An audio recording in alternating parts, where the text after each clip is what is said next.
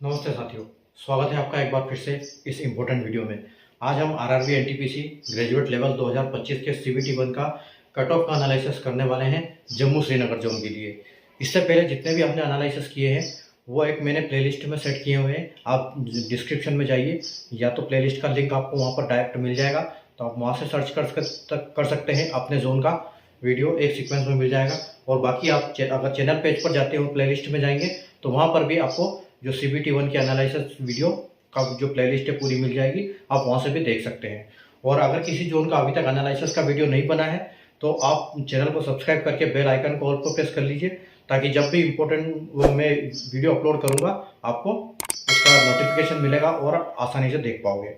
ठीक है, तो हम ये जो एनालिसिस वीडियो का मैं एनालिसिस कर रहे हैं, प्रेडिक्शन कर रहे हैं कि सीबीटी 2 का और सीबीटी 1 का कट ऑफ क्या जा सकता है, ये हम उस बेस पे कर रहे हैं क्योंकि हमारे पास डाटा है जैसे वैकेंसी 2024 की वैकेंसी का प्लस 2024 की सीबीटी 1 का कट ऑफ का, और उसके बाद हम उसको टैली कर रहे हैं वैकेंसी की 2025 की जो वैकेंसी है उसके हिसाब से।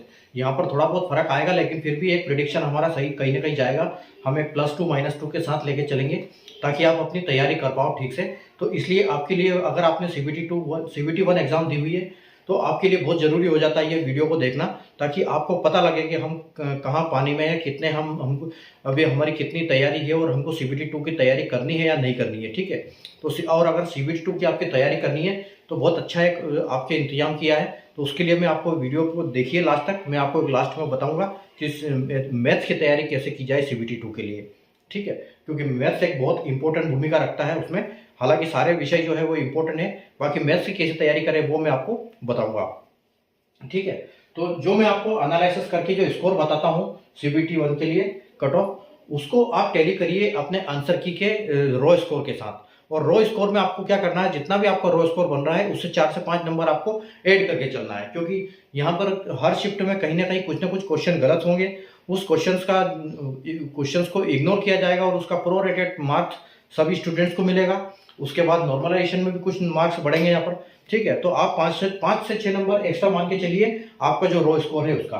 ठीक है, तो आइए हम स्टार्ट करते हैं कि जैसे कि आपको पता है कि आरआरबी ने जो ग्रेजुएट लेवल की एनटीपीसी का जो नोटिफिकेशन निकाला था उसमें 5 पोस्टों के लिए वैकेंसी निकाली थी। जैसे आप देख सकते हो बोर्ड पे CCTS, station master, goods train manager, जेडबलए और सीनियर क्लर्क कम टाइपिस्ट। ठीक है, लेकिन यहाँ पर क्या है, इसमें 2 वैकेंसी की, अगर जम्मू श्रीनगर की बात करें तो जो सीसीटीएस और स्टेशन मास्टर में कोई वैकेंसी है नहीं यहाँ पर, तो इसलिए मैंने 9 वैकेंसी लिखा है। तो बाकी हम goods train manager, junior account assistant और सीनियर क्लर्क का यहाँ पर देख लेते हैं क्या आपका जा सकता है जम्मू श्रीनगर के लिए कट ऑफ।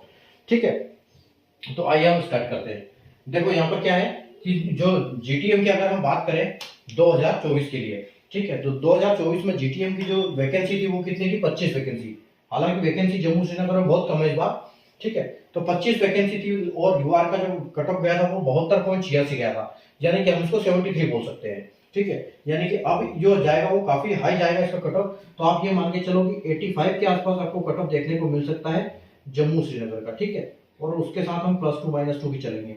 ठीक है, तो बिल्कुल हाई कट ऑफ जाएगा इसका, क्योंकि वैकेंसी ज्यादा है ही नहीं इसमें। अगर आप गिन के देख सकते हो वैकेंसी तो 4 इसकी है। ठीक है, और इसमें देखो 7 2 1 4 1 और 2 1 1, यानी कि 4 उसमें और 4 इसमें और इधर कुछ है, तो मतलब ज्यादा वैकेंसी बहुत कम है इधर। तो अगर एसटी की बात करें तो देखो हम पहले 9 वैकेंसी थी 2024 में, और अब यहाँ पर वापस 1 वैकेंसी है।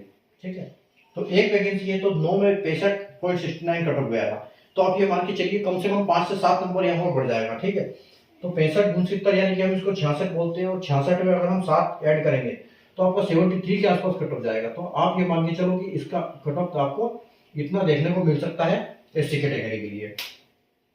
उसके बाद अगर एसटी की बात करेंगे हम, तो एसटी में देखो पहले 4 वैकेंसी थी और अब 1 वैकेंसी है। ठीक है, तो 59.69 यानी कि 60 कट ऑफ गया था 4 वैकेंसी के लिए। ठीक है, तो यहाँ पर भी अभी अच्छा खासा कट ऑफ देखने को मिलेगा आपको, कम से कम यहाँ पर 10 नंबर बढ़ने वाले हैं आपके। ठीक है, तो 70 के आसपास आप मान के चलिए कि इसका कट ऑफ जा सकता है।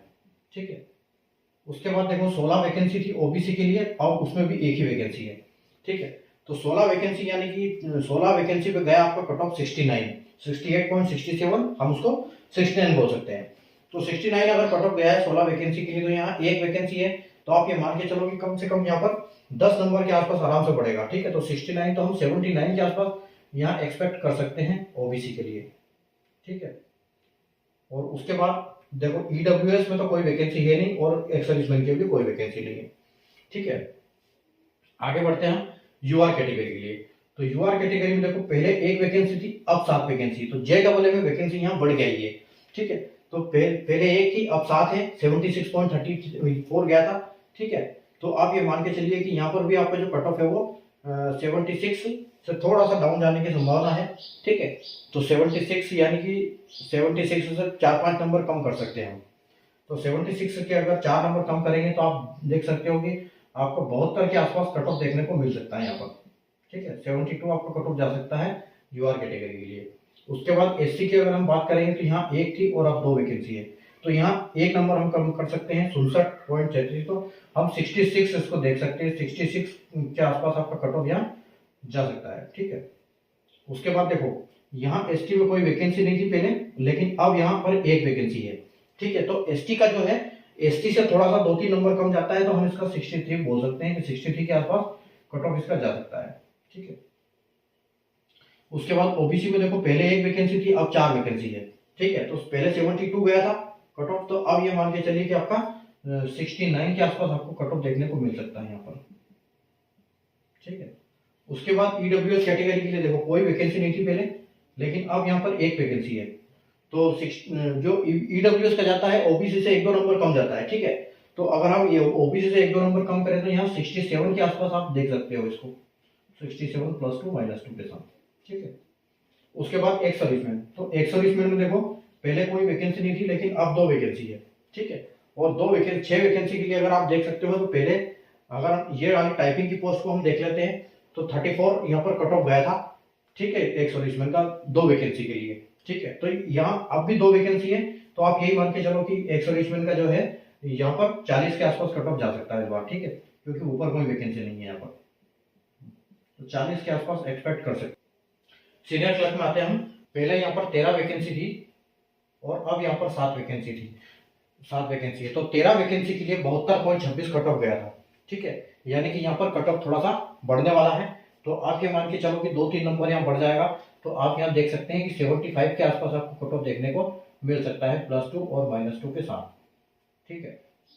अगला देखो एससी में यहाँ पर एक वैकेंसी है, तो एक वैकेंसी है और यहाँ नीचे आपकी 2 वैकेंसी है। तो यहाँ वैकेंसी बढ़ी है, तो यहाँ 68 गया है, तो यहाँ आप 2-3 नंबर कम कर सकते हो इसमें, 68.75 यानी 69 बोल सकते हैं। अगर हम 3 नंबर इसमें कम भी करेंगे तो 69 से 66 के आसपास ही आप इसको देख सकते हो, ठीक है। तो 66 आपका कट ऑफ यहाँ पर इसमें जा सकता है, +2 -2 के साथ, ठीक है। अगर हम एसटी की बात करें तो देखो यहाँ पर पहले 5 वैकेंसी थी और अब यहाँ पर एक वैकेंसी है, यानी कि यहाँ पर जो है कट ऑफ आपका बढ़ के दिखाई देगा। तो 58 पहले कट ऑफ गया था, तो अब ये मान के चलो कि आपको 58 से बढ़ के ये 64 तक कट ऑफ देख सकते हो आप यहाँ पर, ठीक है। तो 64 जाने के बिल्कुल इसमें चांसेस रहेंगे यहाँ पर। अगली अगर ओबीसी की बात करें तो देखो पहले 5 वैकेंसी थी और अब 3 वैकेंसी है, ठीक है। तो पहले 69 कट ऑफ गया था, ठीक है, पहले 69 गया था और अब यहाँ पर क्या कट ऑफ जा सकता है, अब 2 वैकेंसी कम हुई है, तो यहाँ पर 2-3 नंबर बढ़ेगा।